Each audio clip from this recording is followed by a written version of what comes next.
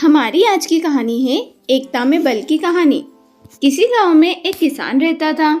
उसके 4 पुत्र थे। किसान बहुत ही मेहनती था।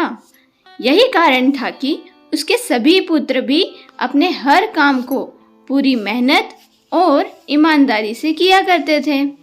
लेकिन परेशानी यह थी कि किसान के सभी पुत्रों की आपस में बिल्कुल भी नहीं बनती थी। वो सभी छोटी छोटी बात पर आपस में लड़ते झगड़ते रहते थे। अपने पुत्रों के इस झगड़े को लेकर किसान बहुत परेशान रहता था।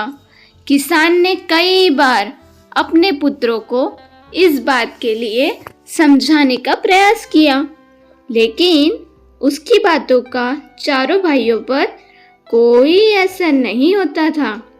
धीरे धीरे किसान बूढ़ा हो चला, लेकिन उसके पुत्रों के आपस में झगड़ों का सिलसिला खत्म होने का नाम ही नहीं ले रहा था। ऐसे में एक दिन किसान ने एक तरकीब निकाली और पुत्रों के झगड़े की इस आदत को दूर करने का मन बनाया।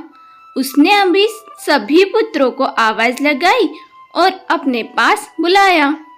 किसान की आवाज सुनते ही सभी पुत्र अपने पिता के पास पहुंच गए। उन्हें समझ नहीं आ रहा था कि उनके पिता ने उन सभी को एक साथ क्यों बुलाया है। सभी ने पिता से उन्हें बुलाने का कारण पूछा। किसान बोला, आज मैं तुम सभी को एक काम देने जा रहा हूँ। मैं देखना चाहता हूँ कि तुम में से कौन ऐसा है जो इस काम को बखूबी कर सकता है। सभी पुत्रों ने एक सुर में कहा, पिताजी, आप जो काम देना चाहते हैं दीजिए, हम उसे पूरी मेहनत और ईमानदारी से करेंगे। बच्चों के मुंह से यह बात सुनकर किसान ने अपने बड़े बेटे से कहा, जाओ और बाहर से कुछ लकड़ियां उठा कर लाओ। किसान ने अपने दूसरे बेटे से एक रस्सी लाने को कहा। पिता के बोलते ही बड़ा बेटा लकड़ियां लाने चला गया और दूसरा बेटा रस्सी लाने के लिए बाहर की ओर दौड़ा। थोड़ी देर बाद दोनों बेटे वापस आए और पिता को लकड़ियां और रस्सी दे दी। अब किसान ने अपने बेटों को बोला कि इन सभी लकड़ियों को रस्सी से बांधकर उनका गट्ठर बना दे। पिता के इस आदेश का पालन करते हुए बड़े बेटे ने सभी लकड़ियों को आपस में बांधकर गट्ठर बना दिया। गट्ठर तैयार होने के बाद बड़े बेटे ने किसान से पूछा, पिताजी, अब हमें क्या करना है? पिता ने मुस्कुराते हुए कहा, बच्चों, अब आपको इस लकड़ी के गट्ठर को 2 भागों में अपने बल से तोड़ना है। पिता की यह बात सुनकर बड़ा बेटा बोला, यह तो मेरे बाएं हाथ का काम है, मैं इसे मिनटों में कर दूंगा। दूसरे नंबर का बेटा बोला, इसमें क्या है, यह काम तो आसानी से हो जाएगा। तीसरे नंबर का बेटा बोला, यह तो मेरे सिवा कोई नहीं कर पाएगा। चौथा बेटा बोला, यह तुम में से किसी के भी बस का काम नहीं है, मैं तुम सब में सबसे बलवान हूँ, मेरे सिवा यह काम और कोई नहीं कर सकता। फिर क्या था, अपनी बातों को साबित करने में सभी जुट गए और एक बार फिर चारों भाइयों में झगड़ा शुरू हो गया।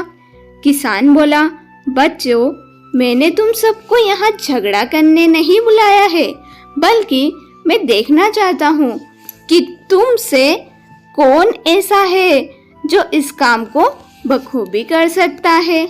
इसलिए झगड़ा बंद करो और लकड़ी के इस गट्ठर को तोड़कर दिखाओ।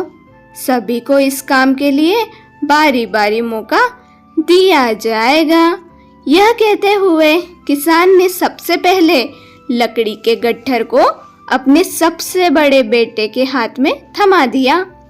बड़े बेटे ने गट्ठर को तोड़ने का बहुत प्रयास किया, लेकिन उसे तोड़ पाने में असफल रहा। असफल होने के बाद बड़े बेटे ने दूसरे नंबर के बेटे को वह लकड़ी का गट्ठर थमाते हुए कहा कि भाई, मैंने प्रयास कर लिया, यह काम मुझसे नहीं हो पाएगा, तुम ही कोशिश करके देख लो। इस बार लकड़ी का गट्ठर दूसरे बेटे के हाथ में था।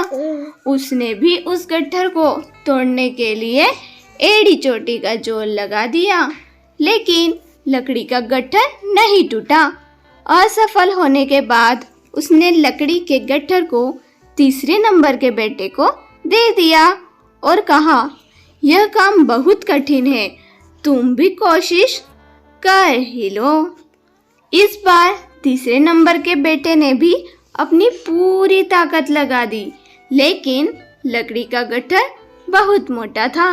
इस कारण अधिक बल लगाने पर भी वह उसे तोड़ नहीं पा रहा था। काफी मेहनत करने के बाद जब उससे भी यह नहीं हुआ, तो अंत में उसने लकड़ी के गट्ठर को सबसे छोटे बेटे के हाथ में दे दिया। अब छोटे बेटे की बारी थी अपनी ताकत आजमाने की। उसने भी काफी प्रयास किया, लेकिन वह भी सभी भाइयों की तरह उस लकड़ी के गट्ठर को तोड़ पाने में सफल नहीं हुआ। अंत में हार कर उसने लकड़ी के गट्ठर को जमीन पर पटक दिया और बोला, पिताजी, यह काम संभव नहीं है। किसान मुस्कुराया और बोला, बच्चों, अब आप इस गट्ठर को खोलकर इसकी लकड़ियों को अलग कर लो और फिर उसे तोड़ने का प्रयास करो। चारों भाइयों ने ऐसा ही किया। इस बार सभी ने एक एक लकड़ी अपनी हाथों में ली और आसानी से उसे तोड़ दिया। किसान बोला, बच्चों, आप चारों भी इन्हीं लकड़ियों के समान हो। जब तक इन लकड़ियों की तरह साथ रहोगे, तब तक कोई भी तुम्हें किसी तरह का नुकसान नहीं पहुंचा पाएगा। लेकिन अगर तुम लोग लड़ते झगड़ते रहोगे, तो इन अकेली लकड़ियों की तरह आसानी से टूट जाओगे। किसान की यह बात सुनकर अब सभी बच्चों को समझ आ गया था कि पिता उन्हें क्या समझाना चाहते हैं। सभी पुत्रों ने अपनी गलतियों के लिए क्षमा मांगी और वादा किया कि जीवन में फिर दोबारा कभी वे आपस में नहीं लड़ेंगे।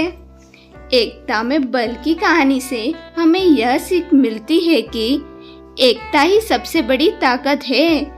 अगर हम आपस में एकजुट होकर रहेंगे, तो कोई भी मुश्किल क्यों ना आ जाए, उसका सामना साथ मिलकर आसानी से किया जा सकता है।